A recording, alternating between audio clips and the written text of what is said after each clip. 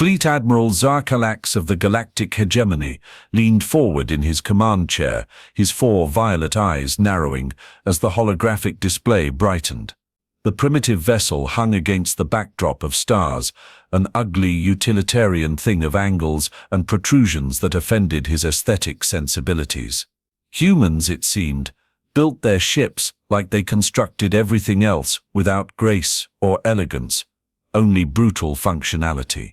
"Commence full-spectrum analysis," Zarkalax ordered, his vocal sacs pulsating with the command tones of authority.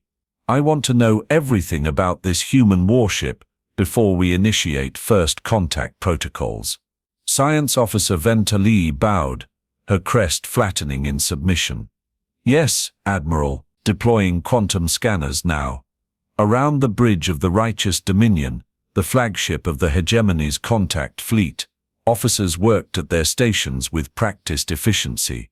The Galactic Hegemony had incorporated 17 species into its fold over the last millennium, and humans would be the 18th, a minor addition to their glorious civilization. These bipedal mammals from the backwater spiral arm had barely achieved faster-than-light travel, after all. Their inclusion was merely a formality, a charitable act from a benevolent galactic power. The Righteous Dominion was a marvel of hegemony engineering. 14 kilometers of gleaming silver-blue metal shaped like an elongated teardrop, housing over 30,000 crew members, and enough firepower to reduce a small moon to rubble. In comparison, the human warship, designated HSS Defiance, according to their primitive electromagnetic communications, was barely half a kilometer long, a speck against the vastness of space. "Scanning complete, Admiral," Ventali announced. "Results are puzzling." Zarkalax flicked his secondary eyelids in annoyance. "Elaborate, Science Officer. Our initial energy readings suggest their power generation is far below our estimates based on their observed propulsion capabilities. And their hull, it's composed primarily of titanium alloys and carbon composites. Primitive materials by our standards." The Admiral's crest rose slightly in amusement. "As expected, they've only discovered nuclear fusion a few centuries ago." "Continue." "Yes, Admiral. Weapons systems include kinetic projectile launchers, chemical propellant missiles, and wait." Ventali's voice faltered.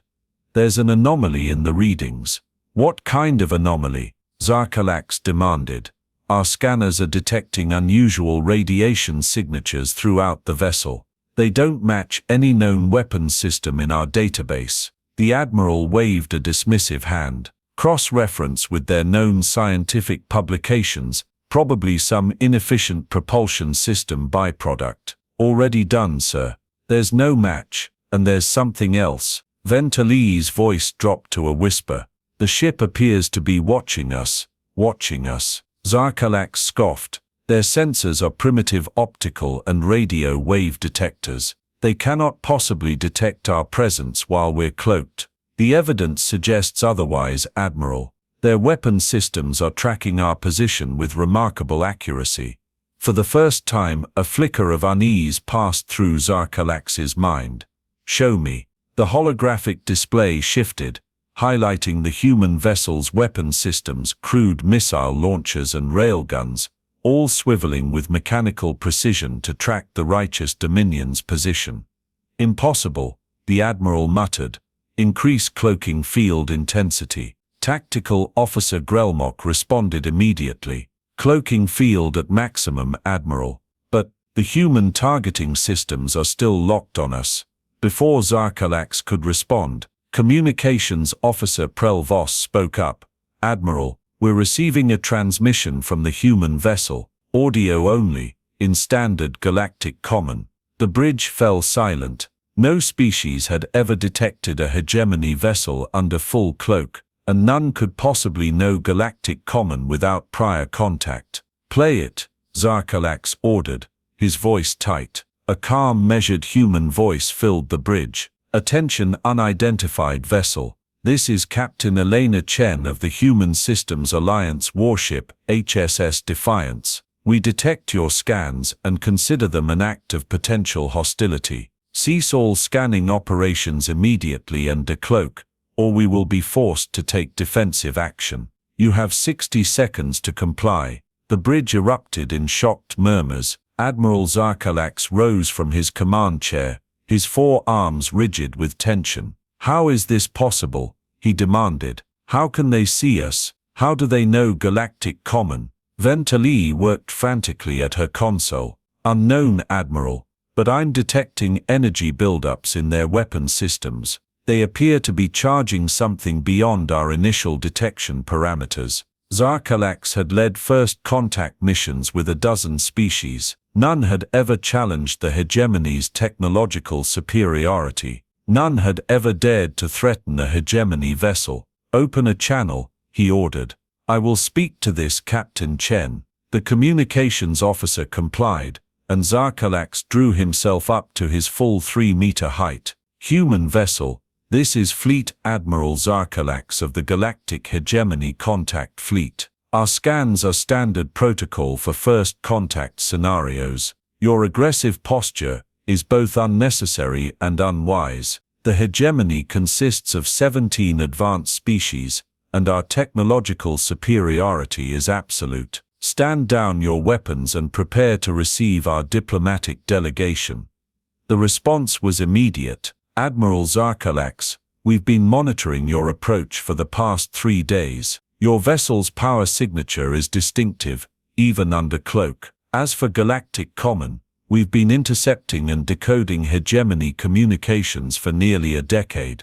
We're well aware of your first contact protocols, which typically end with the subjugation of the contacted species. So I'll repeat, cease scanning and decloak, or we will demonstrate that your technological superiority is not as absolute as you believe." Stunned silence fell over the bridge. Zarkalax felt his crest flatten against his skull, an involuntary display of shock that he immediately tried to control. "Admiral," Tactical Officer Grelmok said quietly, "the human vessel has deployed something from its hull. Small objects, approximately 50 of them moving in a spherical formation around their ship. Defensive drones," Zarkalax guessed. "Unknown. They're too small for effective weapons platforms by our understanding of human technology. But they're networking, creating some kind of field." The science officer's console suddenly erupted in alerts. "Admiral, I'm detecting massive energy fluctuations throughout the human ship. Their power generation has just increased by a factor of 100. "Impossible," Zarkalax breathed. "Check your readings." "Confirmed, Admiral," Tactical added. "And those small objects they deployed, they're generating some kind of coherent energy field. It's penetrating our shields." For the first time in his 300-year career, Admiral Zarkalax felt fear. "Raise all defensive systems. Prepare to decloak and power weapons." But before the order could be carried out, every system on the Righteous Dominion flickered and died. The holographic displays vanished, the artificial gravity wavered, and emergency lighting bathed the bridge in an ominous red glow. "What's happening?" Zarkalax demanded. "Some kind of energy pulse," Ventali replied, her voice shaking. "It bypassed all our defenses. Core systems are offline, auxiliary power engaging, but weapons and propulsion are unresponsive."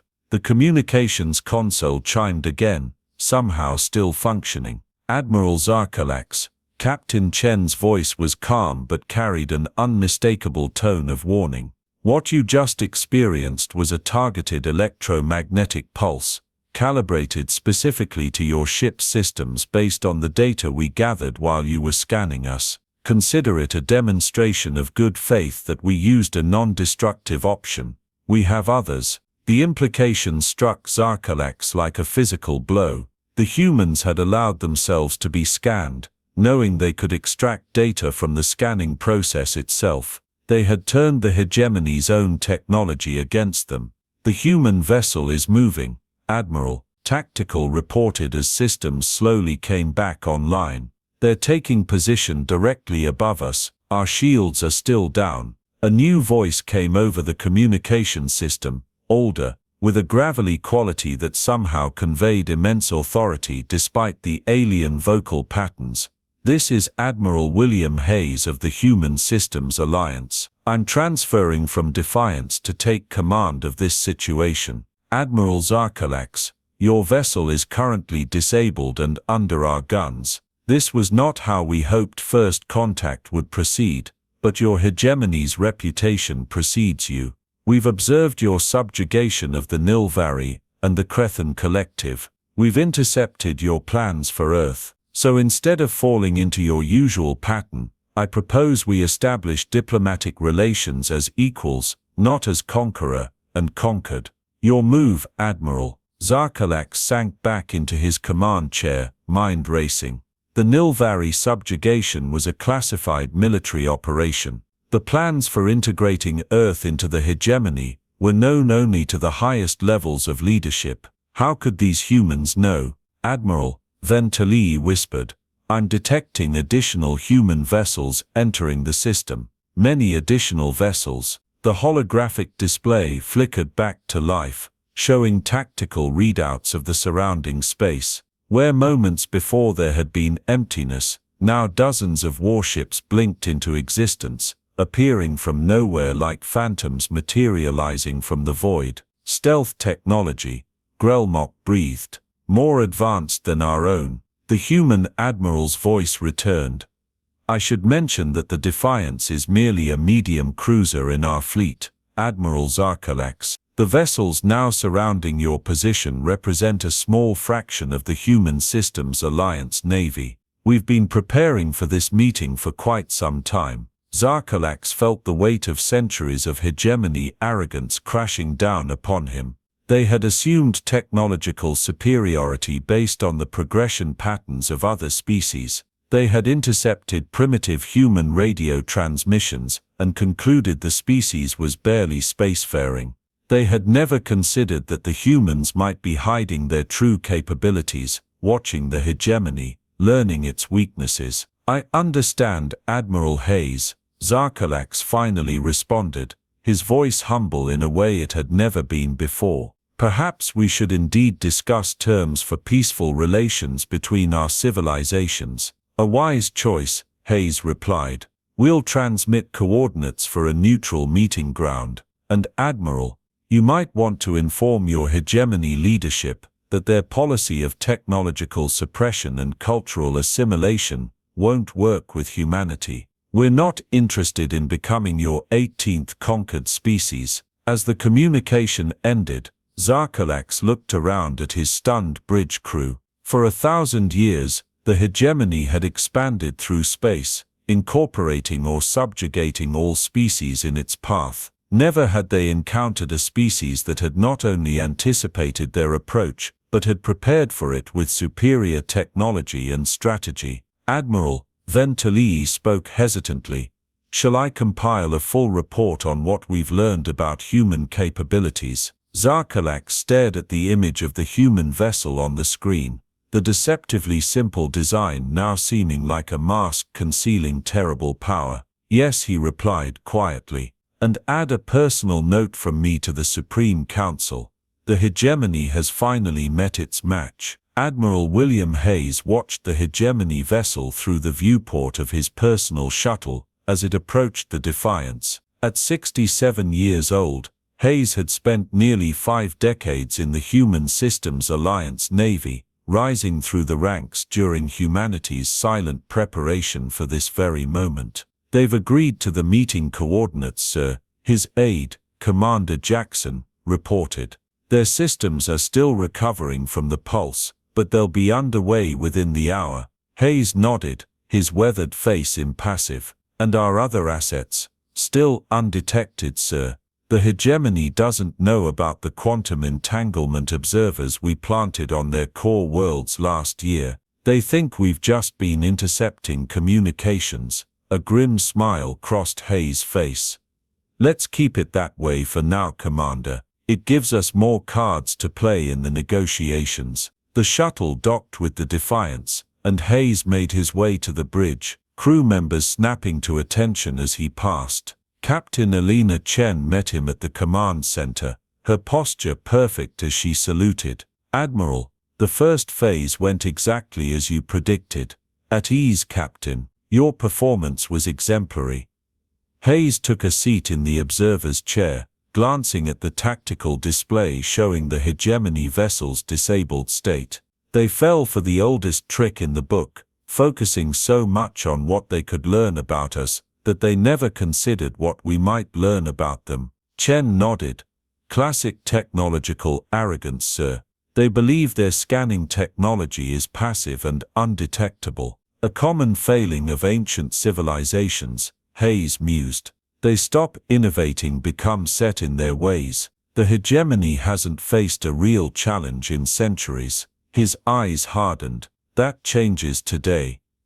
Commander Jackson approached with a data tablet. "Sir, analysis has completed their initial assessment of the scan data we extracted while the hegemony was probing us. Their technology is impressive in scale, but surprisingly stagnant in design. Many of their systems haven't been fundamentally updated in over 300 years. Hayes took the tablet, scrolling through the technical readouts. "Just as our infiltration units reported. They've been the dominant power for so long they've lost their edge." He handed the tablet back. "What about their weapons capabilities?" "Significant but predictable. Their main advantage has always been overwhelming force rather than tactical innovation. With our countermeasures, we can neutralize most of their offensive capabilities." Hayes turned to Captain Chen. "And our little deception?"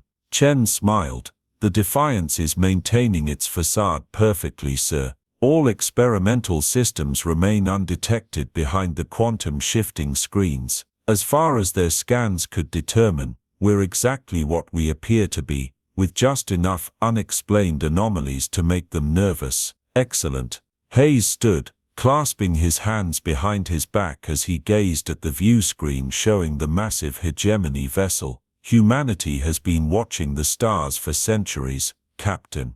We've seen what happens to species that aren't prepared when they meet a more advanced civilization. The hegemony expected to find another primitive race to add to their collection. Instead, they found us watching, waiting and ready." "Do you think they'll honor the diplomatic approach, sir?" Chen asked. "Their history suggests otherwise. They will now," Hayes said with quiet certainty. "We've shattered their fundamental assumption of superiority. Admiral Zorkalax is experiencing something entirely new to his culture, fear of an equal, or possibly superior power." He turned to face his officers. "This isn't how humanity wanted to make our galactic debut, but the hegemony gave us no choice. They've subjugated 17 species through a combination of technological intimidation and cultural assimilation. We won't be the 18th. His voice dropped. "And perhaps, if we play this right, we might become liberators rather than just another conqueror." Science Officer Ventali worked frantically in her laboratory aboard the Righteous Dominion, analyzing and reanalyzing the data from their scan of the human vessel. None of it made sense. The power readings, the materials, the radiation signatures, all defied the established technological progression models the hegemony had compiled over a millennium of observing developing civilizations. "Officer Ventali," a voice called from the laboratory entrance. "Admiral Zorkalax requests your immediate presence in his private chambers." She looked up to see the Admiral's personal aide, a fellow Zorkalaxian with a slightly less impressive crest.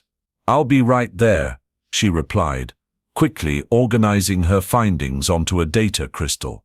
As she hurried through the corridors of the massive flagship, Ventali's mind raced. In her 200 years of service to the hegemony contact fleet, she had never witnessed a first contact scenario go so disastrously wrong.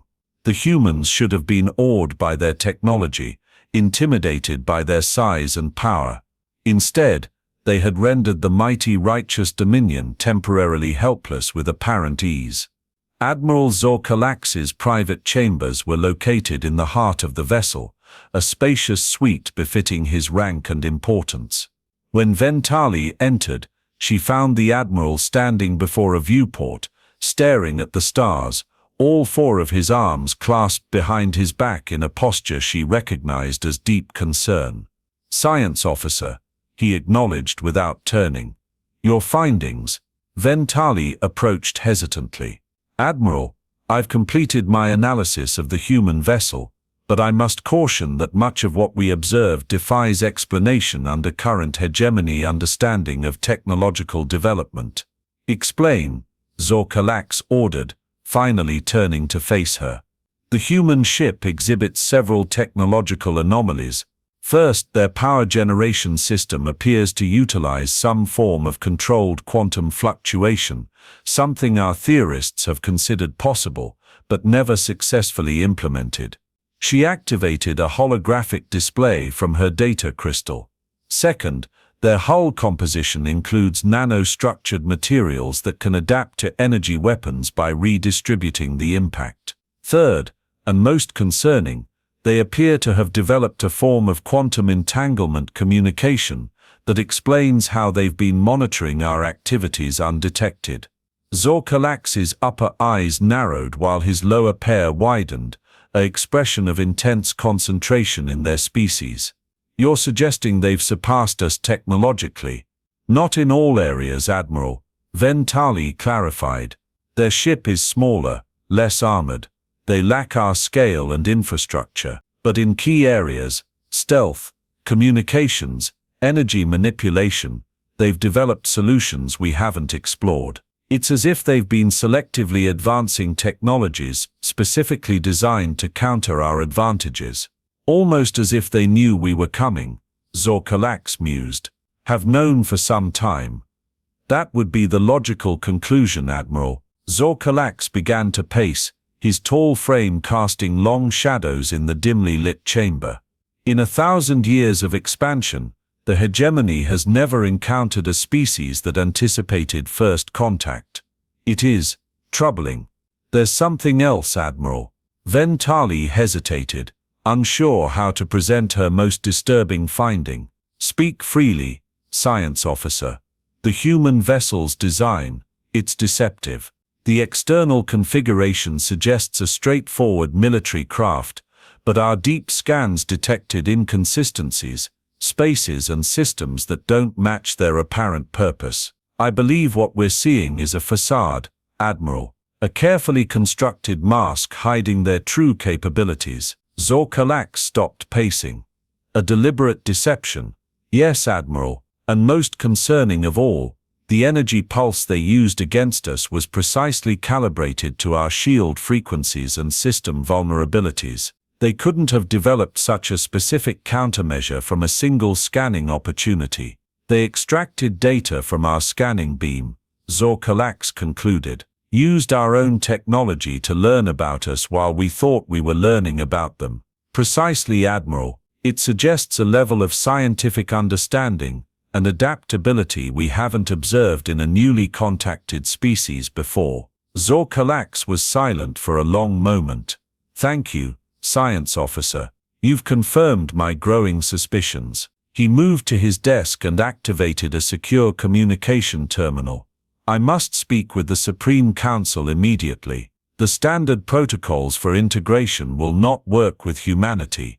As Ventali turned to leave, the Admiral spoke again. "Science officer, one more question. Based on what you've observed of their technology and tactics, what is your assessment of a direct military confrontation between the hegemony and these humans?" Ventali considered carefully before answering.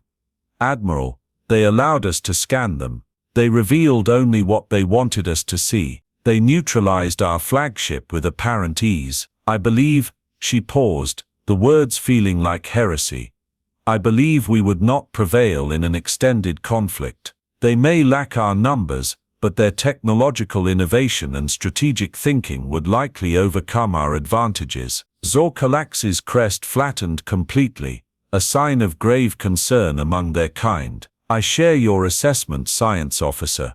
You are dismissed." As Ventali left the Admiral's chambers, she felt a strange mixture of fear and fascination. In all her years studying alien civilizations, She had never encountered a species like humans. Most races the hegemony contacted were either too primitive to resist or too specialized in their development to pose a true challenge. But humans were different. They had somehow anticipated the hegemony's arrival and prepared accordingly. For the first time in her long career, Science Officer Ventali wondered if the hegemony had finally met a species it could not simply absorb or conquer, a species that might instead fundamentally change the hegemony itself. Captain Elena Chen stood in the Defiance's observation deck, watching as the massive hegemony vessel limped toward the designated meeting coordinates, still recovering from the targeted electromagnetic pulse. Behind her, a team of technicians monitored every fluctuation in the alien ship's systems, ready to respond to any sign of hostility. "Quite a sight, isn't it?" a voice said from behind her. Chen turned to see Dr. Eliza Morrison, the ship's xenoanthropology specialist, approaching with a cup of coffee in each hand. She offered one to Chen, who accepted it gratefully. "First time I've seen a hegemony dreadnought with its tail between its legs," Chen agreed, taking a sip. "Your cultural prediction models were spot on, Doctor. They responded exactly as you said they would, arrogance followed by shock, then pragmatic acceptance of a new reality." Morrison smiled, her dark eyes crinkling at the corners. At 55, she was one of the original architects of humanity's first contact preparation initiative, established decades ago when long-range quantum observation posts first detected evidence of the hegemony's expansion. The Zorkalaxians evolved as apex predators in a hierarchical ecosystem, Morrison explained. Their entire civilization is built around dominance hierarchies. Show them you're more powerful, and they'll quickly recalculate their position relative to yours. It's hardwired into their psychology. Unlike the Nilvari, Chen noted, your reports indicated they fought to extinction rather than accept hegemony rule, despite being technologically outmatched. Different evolutionary path, different response to threat, Morrison agreed. The Nilvari were hive-minded colony organisms. Submission wasn't in their psychological makeup. The hegemony misunderstood this, and paid the price, as did the Nilvari. Chen frowned. "Let's hope we don't make the same mistake. That's why I'm here, Captain." Morrison gestured to the alien vessel on the view screen. 4 years studying their communication patterns, social structures, and historical records. "We understand the hegemony better than they understand themselves," Chen's communicator chimed. "Captain Admiral Hayes is requesting your presence in the strategy room. The hegemony has agreed to terms for the diplomatic meeting." "On my way," Chen replied. She turned to Morrison. "Doctor, I'd like you there as well. Your insights will be valuable." As they made their way through the corridors of the Defiance, Chen noticed the tension among her crew, a mixture of pride at their successful first encounter and apprehension about what would come next. Humanity had revealed itself to the galactic community in a way no one had anticipated, challenging the dominant power directly rather than taking its place among the subjugated species. The strategy room was already filled with senior officers when Chen and Morrison arrived. Admiral Hayes stood at the head of the table, reviewing holographic displays, showing the positions of human alliance vessels throughout the system, most still cloaked and undetected by the hegemony. "Captain, Doctor, good timing," Hayes greeted them. "The hegemony has proposed a neutral meeting ground on the fourth moon of the gas giant. We've countered with our own location, the Deep Space Observation Platform at the Lagrange Point. Admiral Zorkalax has accepted." Chen raised an eyebrow. "That's surprising. I expected more resistance." "Their scan of our vessel revealed more than we anticipated," Hayes explained, gesturing to a tactical analyst, who brought up a new display. "According to our intelligence, they detected traces of our quantum phasing technology. Not enough to understand it, but enough to make them realize we've been deliberately hiding our true capabilities." Morrison leaned forward, studying the data. "Fascinating. They're experiencing cognitive dissonance, forced to reconcile two contradictory facts: that humans are a primitive species newly emerged into the galactic scene, and that humans possess technology beyond hegemony understanding, which explains their rapid shift to diplomatic engagement, Chen concluded. Hayes nodded. Exactly. They're buying time to reassess. The Supreme Council has likely ordered Zorkalax to gather more intelligence before deciding on their next move. He turned to address the entire group. This is the moment we've been preparing for. Humanity has successfully announced its presence in a way that commands respect rather than invites conquest, but this is just the beginning. The hegemony hasn't maintained control over 17 species by giving up easily. "What's our objective for the diplomatic meeting, sir?" asked Commander Jackson. Hayes' expression was resolute. "To establish three fundamental principles. First, that Earth and all human colonies are sovereign territory, not subject to hegemony authority. Second, that humanity will not tolerate the hegemony's practice of technological suppression and cultural assimilation. And third," his voice hardened, "that we are aware of the current status of all 17 subjugated species, and are prepared to advocate for their rights within the galactic community." A murmur ran through the assembled officers. This last point was the most aggressive, a direct challenge to the hegemony's core imperial structure. "Sir," Chen said cautiously, "that third point could be interpreted as a threat to destabilize the entire hegemony." "It is precisely that, Captain," Hayes confirmed. "Our intelligence indicates significant resistance movements on at least 7 hegemony-controlled worlds. For decades we've been watching,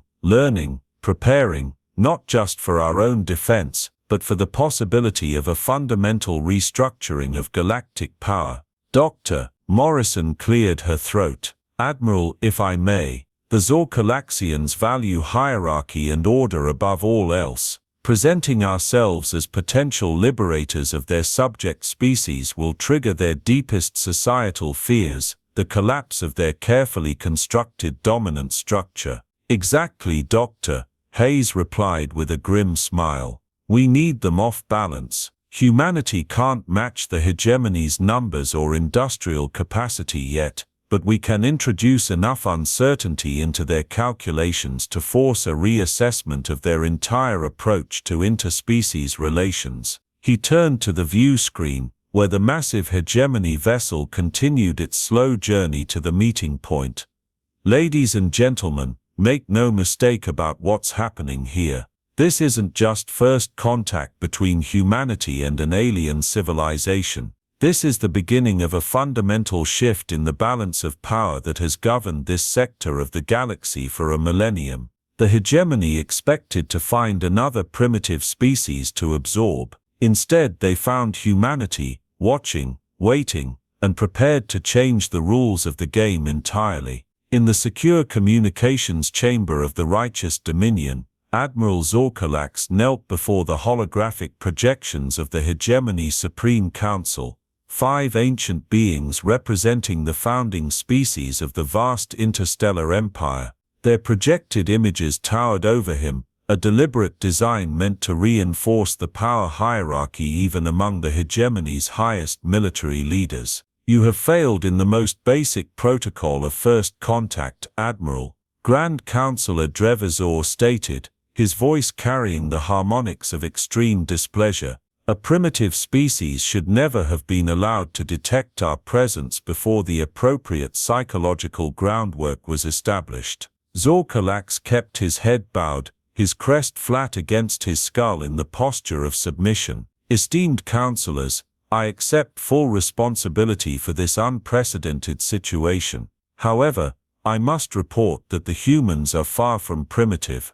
They have developed technologies specifically designed to counter our advantages." "Impossible," Counselor Ethvax dismissed. "Our intelligence indicated they achieved spaceflight barely 3 centuries ago. Their communications have been monitored, and show a fragmented, contentious species still fighting among themselves for resources and territory." "With respect, Counselor," Zorkalax replied carefully, I believe we have been deliberately misled. The humans knew of our approach. They speak galactic common. They have technologies that can penetrate our cloaking fields and disable our systems with targeted energy weapons. Most disturbing of all, they claim knowledge of our internal operations, including classified military actions against the Nilvari. This statement caused an immediate stir among the council members, their projected forms shifting as they conferred privately among themselves. Finally, Grand Councillor Drevizor spoke again. "You are certain of these claims, Admiral? Could this not be an elaborate bluff?" "The evidence is irrefutable, Grand Councillor. Their vessel allowed us to scan it, then used the scan itself to extract data about our systems. They subsequently deployed a weapon precisely calibrated to our vulnerabilities. This is not the behavior of a species encountering advanced technology for the first time.